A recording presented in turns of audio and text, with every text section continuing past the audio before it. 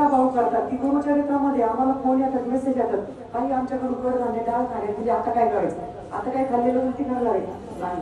कृपा सिंधू आहे मागास झालं गेलं ते आपली सगळी माफी होण्यासाठी आपण विष्णू सहस्त्रनाम वाचत असतो.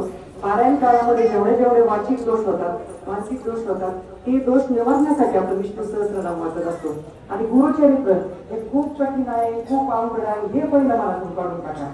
पहिलं तर मला की इच्छा होती की मला करायचंय पारायण, कारण अंतर्मनाला जे सिग्नल दिले तसं होत असतं. बघा आपल्या राजश्री व्यवसाय मंडळाला गुरुचरित्राच्या प्रत्येक दिवसाच्या वाचनाचे मी मराठी अर्थ सांगितले, कारण काही सेवेकऱ्यांचं म्हणलं होतं काही आम्ही वर्षानुवर्ष गुरुचरित्र वाचतो, पण आम्हाला दर पारायणाच्या वेळेस वेगळाच अर्थ कळतो किंवा अजूनही गुरुचरित्र समजलेलं नाही, अजून तर मलाही समजलेलं नसेल, इतके आपण मोठे नाही.